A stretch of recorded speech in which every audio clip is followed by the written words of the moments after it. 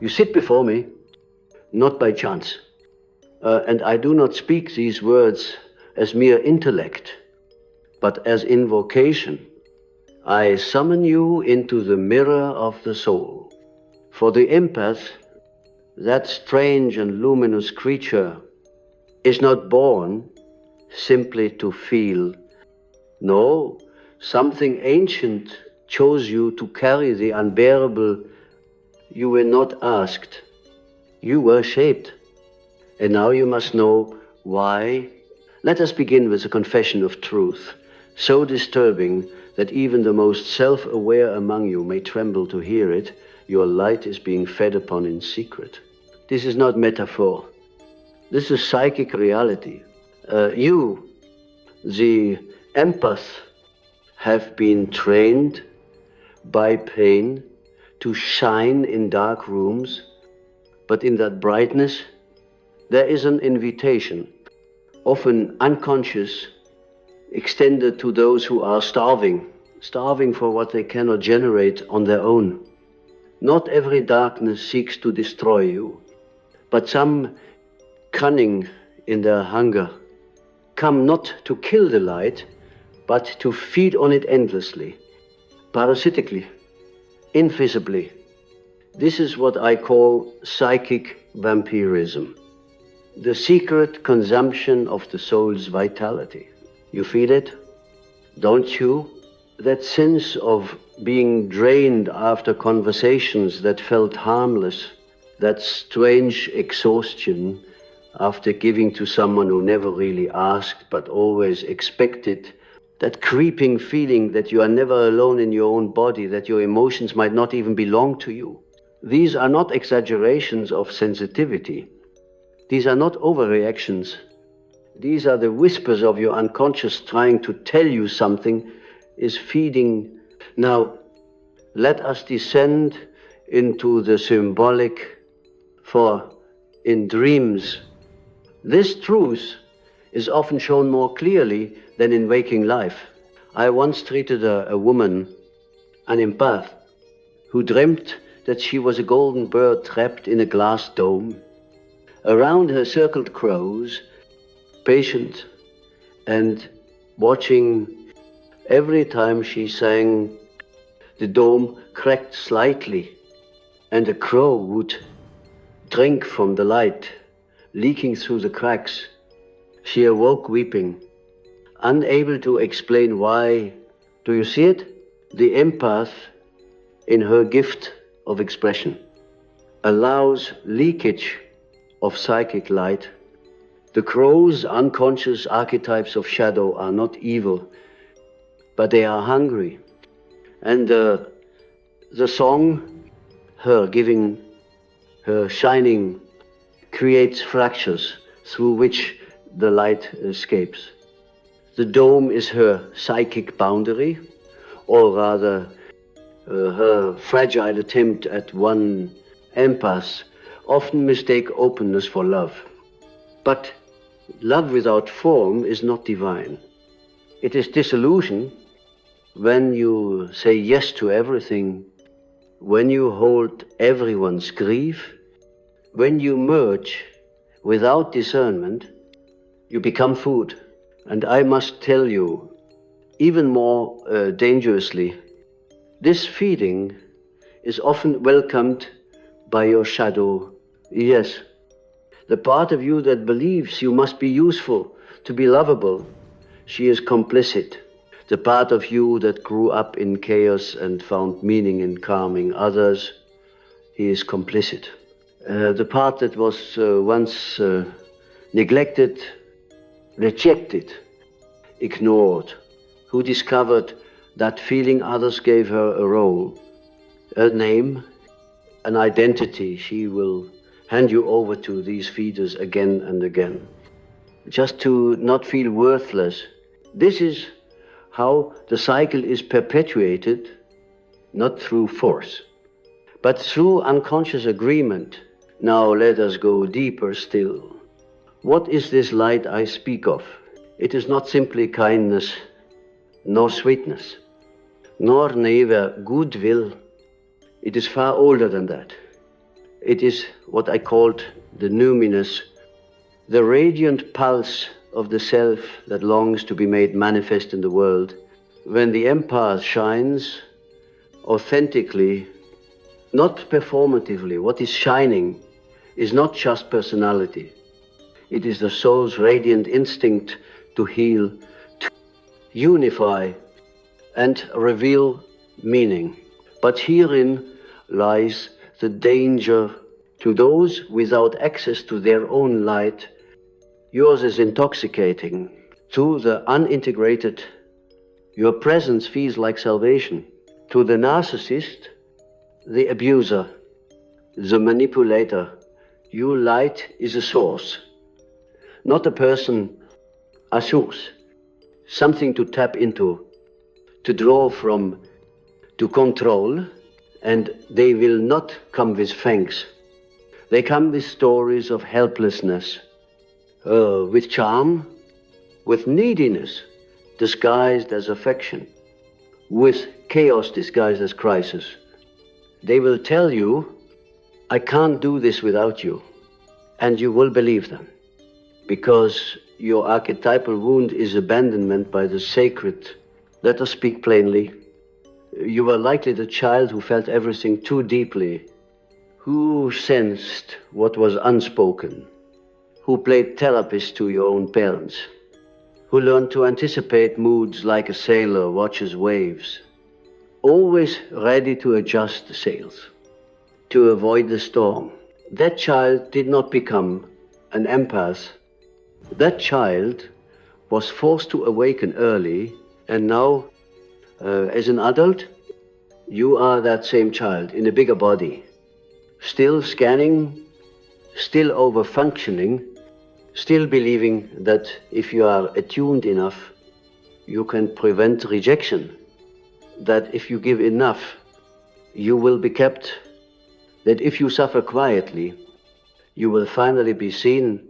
But this is the oldest betrayal, because the more you give from emptiness, the more you are drained, and the more you are drained, the more you confuse depletion for purpose.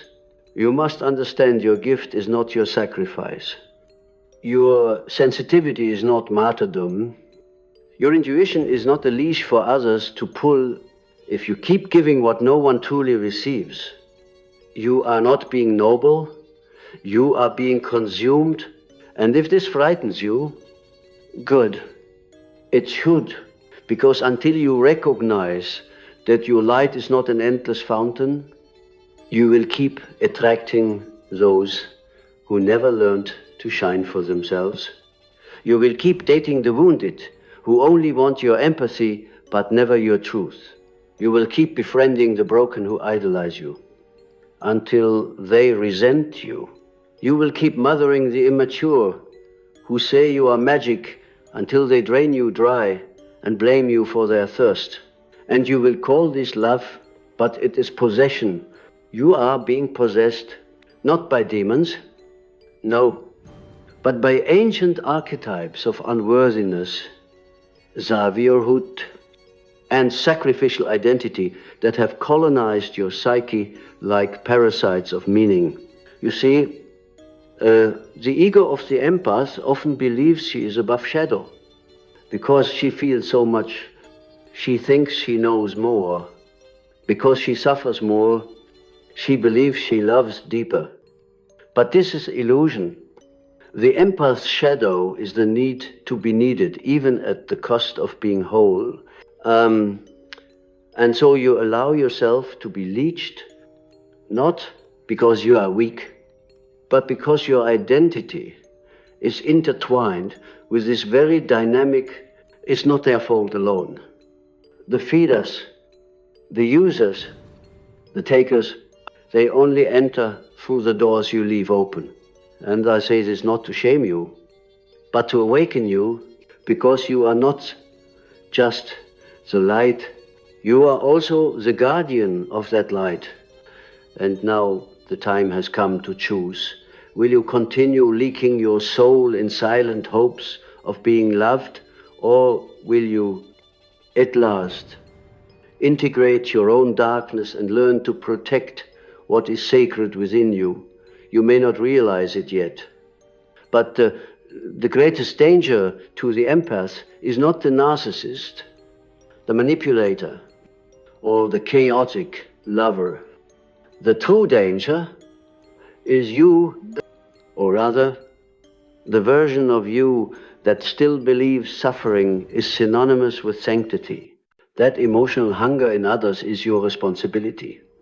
That exhaustion is proof of your usefulness. This is the shadow's most elegant deception. It whispers, you're only valuable when you're being drained. I've seen this time and again. The dreamer who arrives on my couch weeping because no one truly sees her, but when asked what she needs, she has no language, only a catalogue of what others need. She is fluent in their despair and mute in her own. This is not empathy. This is dissociation in disguise. Your light, if not protected, becomes currency for others to spend. And over time, you forget it was ever yours. The unconscious makes no moral distinctions between saint and slave, between helper and hostage. It sees only energy, patterns, repetition. And when you repeat the same pattern, overgiving, overfeeling, overextending, the unconscious assumes it must be the path to wholeness. But what it doesn't see is that you are burning your soul to keep others warm. Now let us consider the archetypal structure beneath this. At the heart of the empath is the archetype of the wounded healer, the myth of Chiron, the centaur who could heal all wounds except his own. His pain made him wise, but it also made him lonely. And so many empaths carry this same pattern. You are brilliant at understanding the brokenness in others, but remain blind to the cracks in yourself. Why? Because to face your own wound would mean turning the light inward and discovering the depth of your own unmet needs, your own grief, your own rage at not being chosen, not being protected, not being heard. It is easier, is it not, to heal others than to sit with the child inside you who still believes love must be earned. But your healing cannot come through projection. You cannot save your father by loving another wounded man. You cannot redeem your mother by rescuing your friends. You cannot rewrite your childhood through acts of compassion for the emotionally unavailable. Healing begins when you stop abandoning yourself to earn belonging. Empathy is sacred, yes, but sacred things must be guarded. In ancient temples, only the high priest or priestess could approach the inner sanctum. Why not? Because the sacred was dangerous, but because the uninitiated were unworthy to touch what they did not understand. You, dear empath, have no gatekeepers. You allow anyone into your sanctum. Anyone who is sad, anyone who smiles, anyone who flatters. You confuse openness with enlightenment. But true spiritual maturity is not boundaryless. It is discerning. Discernment is the lost virtue of the empath, the ability to feel and still say no, to witness pain and not absorb it, to hold space without dissolving in it. This is what separates the healer from the hostage. The modern world celebrates the empath as if it is an identity badge, a trending archetype, but I tell you, most self-proclaimed empaths are actually emotionally enmeshed. They have confused intuition with hypervigilance, compassion with codependency. and giving with self-erasure. You must be willing to face this possibility that your gift is entangled with your trauma. That your ability to read rooms may come not from the divine, but from childhood survival. That your sense of others' emotions may be the residual echo of a nervous system trained to scan for danger. I do not say this to dismiss your gift, but to liberate it. When you separate your empathy from your wounding, your light becomes clear. It stops flickering in the winds of others' storms. It becomes a beacon, not a buffet. Let us now turn to the language of dreams again. One patient dreamt she lived in a house with no doors, only windows. People came and went freely. Some stole her furniture, some climbed through her kitchen. One even entered her bedroom and whispered, "You don't deserve privacy." She tried to speak, but no sound came, only weeping. When she awoke, she said, "I felt like a ghost in my own home." Do you see? This house is the psyche of the empath without boundaries. A place where everyone is welcomed, but no one is filtered. Where the soul is accessible, but undefended, and eventually the self begins to fade. The voice disappears. The needs become invisible. You become a ghost in your own life. To reclaim your light, you must become the architect of that house. You must build doors, locks, walls. You must decide who enters and who stays outside. And above all, you must allow your own self to live there fully, loudly, messily, not as a caretaker of everyone else's storms, but as a sovereign being with agency. There is a sacred paradox here. When you shield your light, it shines more brightly. When you refuse to be drained, you gain the strength to truly serve. When you no longer need to be needed, your gifts become sharper, cleaner, unburdened by martyrdom. Because light, when preserved, becomes revelation. And make no mistake, those who feed upon you will resist this change. They will say you are cold, that you've changed, that you are selfish. They will call you cruel for finally loving yourself. Let them. Their discomfort is not your burden. It is a sign that the power dynamic is shifting. And this is the final warning I give you. If you do not change the pattern will consume you. One day, the empath who never says no wakes up bitter, resentful, unrecognizable. She becomes the very thing she once pitied, closed, cold, hardened, not because she is evil, but because her light was never meant to be endlessly given without renewal. I do not want that future for you. I want you radiant. I want you wise. I want your light to be an offering, not a sacrifice. But first, you must gather the parts of yourself you've scattered in others. The laughter you gave away to make someone feel better, the peace you surrendered to avoid conflict, the dreams you buried to care for someone who never cared for you. Call them back. All of them. You are not a sponge. You are not a mirror. You are not a remedy for anyone's emptiness. You are a soul, and souls were never meant to be consumed. Now you are beginning to see, are you not, that the path of the empath is not only a sacred one, but also a treacherous one. For what is light? Truly, if not that which casts shadows. And what are you, if not both, the illuminated and the lost? This is not an insult to your gift, it is a reckoning with its cost. You see, your empathy is not just a function of your nervous system. It is a spiritual mechanism, a bridge between the conscious and the unconscious, between the personal and the collective. You are tuned, often against your will, to the frequency of sorrow that most people ignore.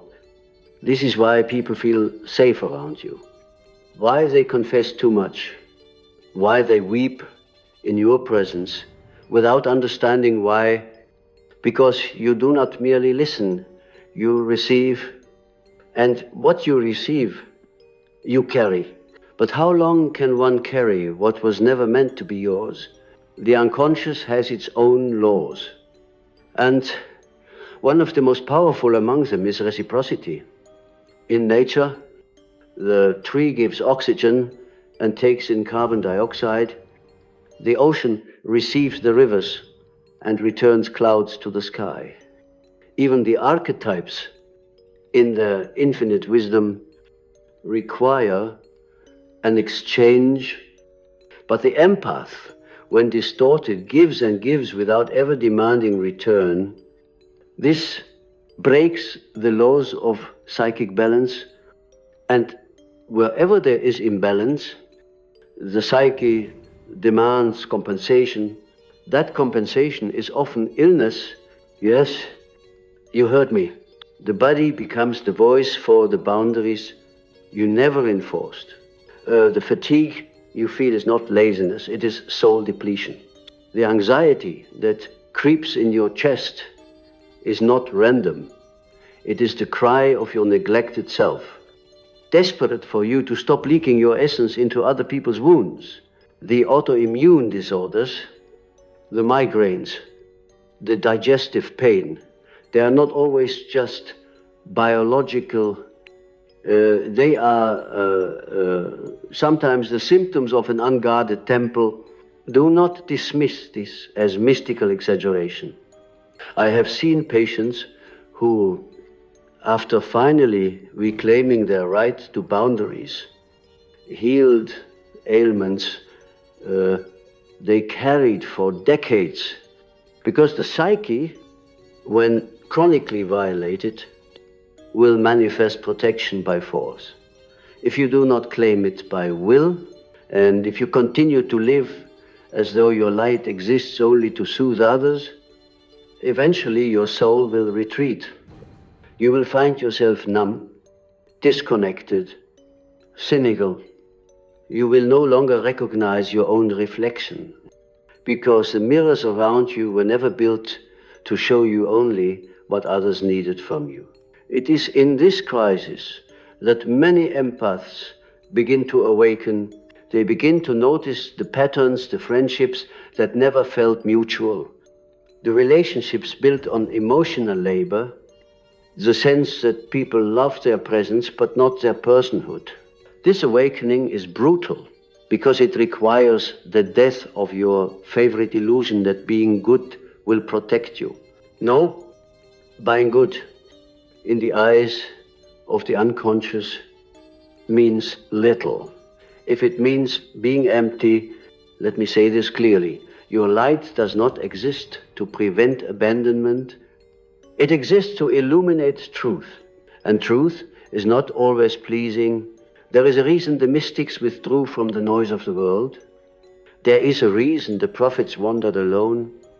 There is a reason the true healers walk between realms rather than dwell in the comfort of the crowd. Because light must be cultivated in silence before it is shared in service. But you have tried to be everything to everyone. You have opened the gates wide and called it love. You have allowed your gift to be diluted, polluted, and sometimes even exploited, because the fear of being alone felt more unbearable than the pain of being drained. I understand, but I must tell you, aloneness is not abandonment. It is consecration. You must enter solitude if you are to retrieve your light. You must be willing to disappoint others in order to reappoint yourself as the center of your own being. You must learn to say the most sacred word in the empath's vocabulary, no. No, I will not carry what is not mine. No, I will not merge with someone who does not honor my soul. No, I will not betray myself to feel loved. And yes, this will change everything. People will fall away. But what falls away was never love. It was dependency. You may grieve it. Let yourself, but do not go back, because if you do, the cost will be even greater. The more you know about your own pattern, the more dangerous it becomes to ignore it. Awareness demands responsibility. Now, let us speak of protection. Empaths often recoil at the idea of self-protection. They associate it with coldness, with cruelty, with selfishness. But this is the conditioning of the wounded child, not the wisdom of the integrated self. Protection is not a wall. It is a filter. It does not mean closing your heart. It means discerning whose hands are clean enough to touch it. Your light is holy. Treat it as such, not with arrogance, but with reverence. There are practices for these rituals, boundaries, energetic hygiene, but the most important one is internal. You must believe you are worth protecting, because until you believe that, nothing will change. You will intellectualize your trauma. You will read books, attend workshops, quote boundaries on social media, but still leak your essence through the cracks of unconscious agreements. The agreement that says, I'll be whoever you need me to be if you promise not to leave. The agreement that says, if I heal you, maybe someone will finally come heal me. The agreement that says, if I make myself indispensable, maybe I won't feel invisible. These are the real prisons, not the people, the patterns. The psyche repeats what is unhealed, and you, beloved empath, are repeating the scene of your first abandonment over and over again, hoping for a different ending. But you are the ending. You are the one you've been waiting for. You are the one who must say, enough. Enough to carrying what was never yours. Enough to performing worthiness. Enough to bleeding so others can live. This is the moment you reclaim your throne. Not as queen of suffering or king of self-sacrifice, but as sovereign of your own psychic kingdom. Because light, when it remembers itself, becomes fire, and fire cannot be fed upon. It burns through illusion. It purifies the wound. It illuminates what has been hidden. So rise, you who have been feeding others for so long, rise, not as prey, but as flame. There is something sacred that happens when an empath ceases to beg for belonging. When the light once dimmed by overgiving begins to burn inward, not outward, when you, the once fractured mirror of everyone else's sorrow, finally look into yourself and see not pain but presence. This is not the end of empathy. It is the birth of real love, because until now, what you call love was often a transaction. I'll hold your pain if you let me feel needed.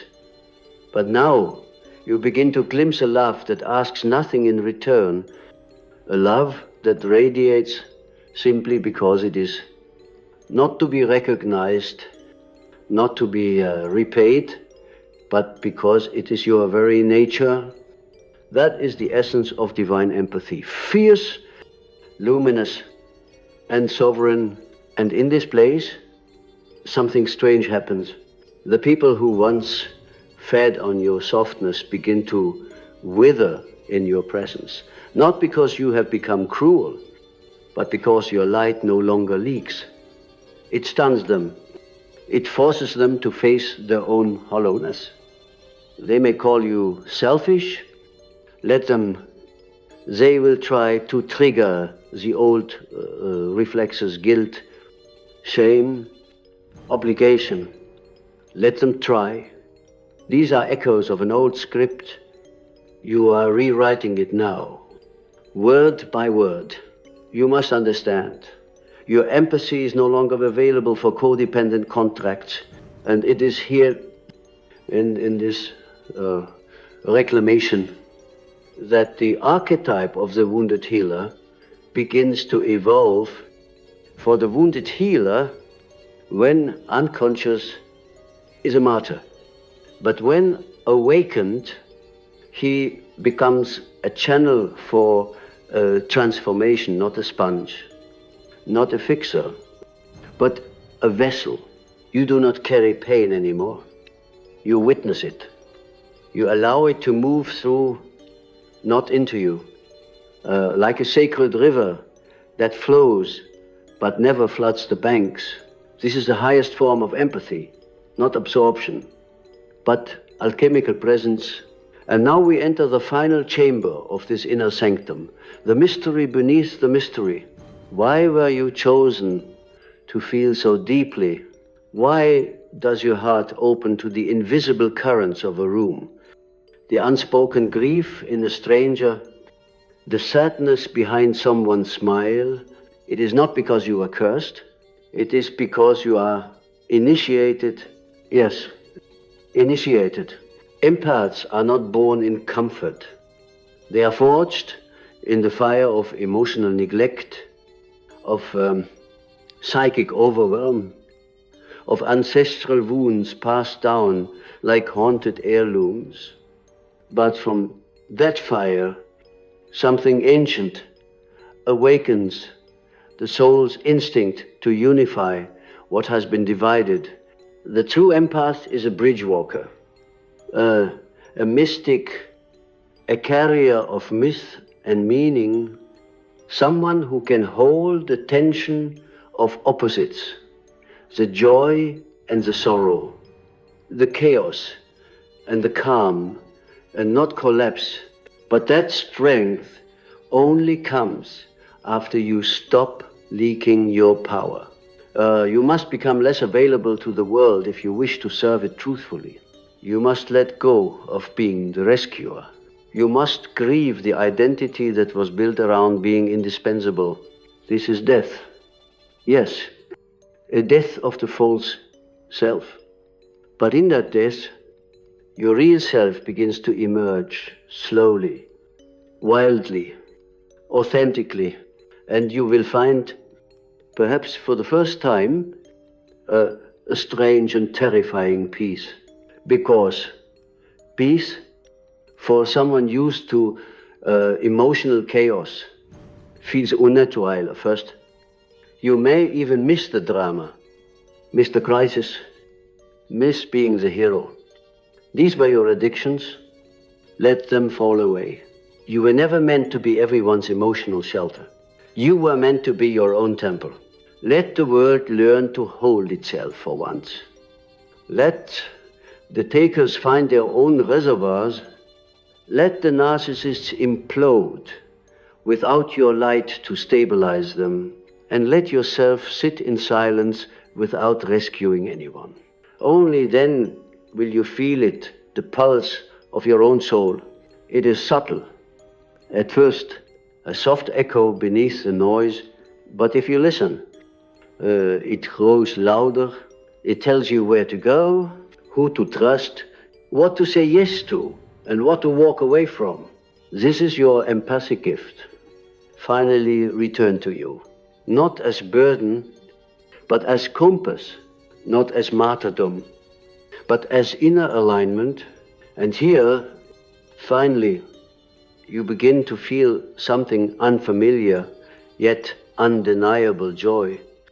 Not the joy that comes from pleasing others, not the high of being needed, but the quiet, rooted joy of simply being of being whole, of being home in your own body. This is your inheritance, but first you must protect it. You must bless your light with structure. You must give your empathy the dignity of limits. You must surround your soul with the sacred architecture of no. Not now, not anymore, because love without structure is chaos, and empathy without discernment is self-abandonment. So I leave you with this, not as an ending, but as a return to yourself, return to the light that does not beg to be seen, return to the stillness beneath the giving. And remember, you are not here to absorb everyone's suffering. You are here to transmute it by embodying the truth that you are no one's savior. And yet, still, Divina, your light is no longer food. It is fire. Let it burn. Let it protect. Let it bless. And most of all, let it belong to you.